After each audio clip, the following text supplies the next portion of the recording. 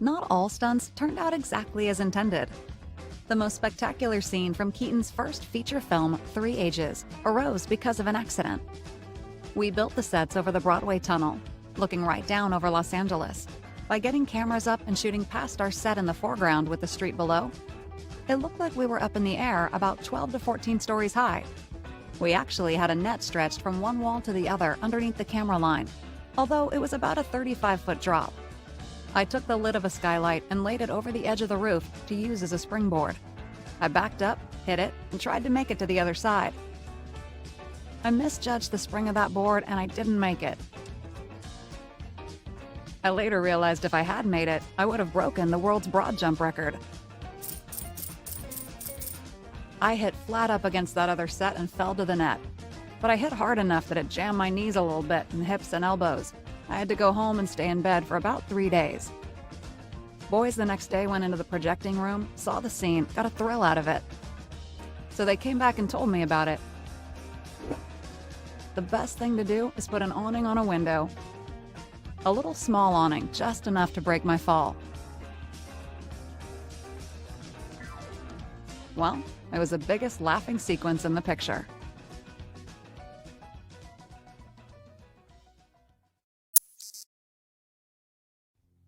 A scene from Keaton's second feature film, Our Hospitality, was filmed on the real rapids of the Truckee River in Nevada.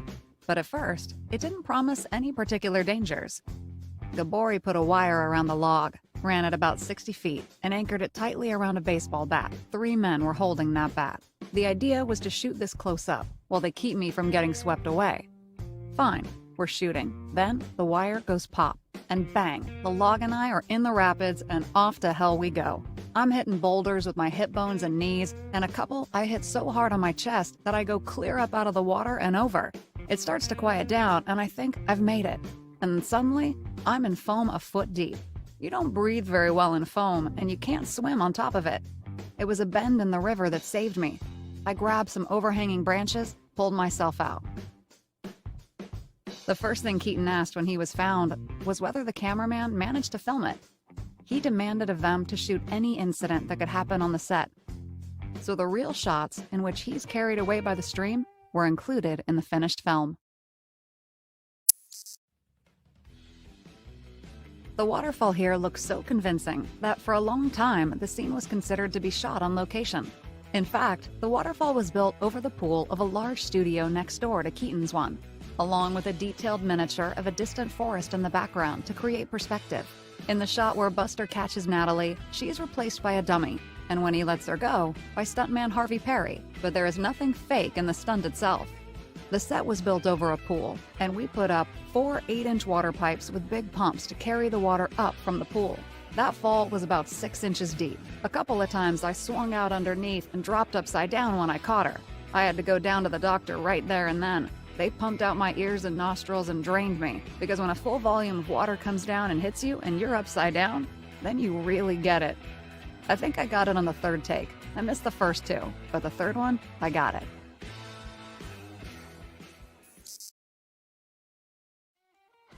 In Keaton's 3rd feature film, Sherlock Jr., there is a classic scene of riding a motorcycle handlebar, which has been copied by some of his contemporaries. I was to be riding the handlebars with a friend who was driving, when we hit a bump which knocks him off. I continue on through Los Angeles traffic, not knowing the driver has been spilled, but actually driving the motorcycle myself. It's a hell of a job. The control of the gas is on the handlebars for speed, but I've got no brakes. I got some beautiful spills, some beauties. One part of the scene showed me driving along a city street where laborers were digging a ditch and tossing out dirt. Ernie Orsatti threw a shovel of packed sawdust and hit me in the face, blinding me. I hit both cameras, breaking them to pieces, scattered the extras, and finally collided with an automobile, but was not seriously injured. Another scene from Sherlock Jr. became famous for causing Keaton the most serious injury of his career. However, he did not notice it. He wanted to descend from the roof of a train using a water tower spout. That volume of water hit me so hard, it just tore my hands loose from the rope and I fell. And when I fell, I lit on the track. My head fell right across the rail. I had a headache for a few hours. I went into Mildred Harris's house, Charlie Chaplin's first wife, and she gave me a couple of stiff drinks. During Prohibition, when you couldn't just stop any place to get a drink. So that numbed me enough that I woke up the following morning, my head was clear.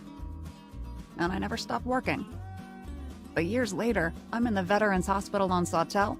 The doctor calls me in and says, "When did you break your neck? Look at this x-ray. Callus has grown over the crack next to the top vertebrae. That looks like it could have been between 10 and 15 years ago." Well, that's luck.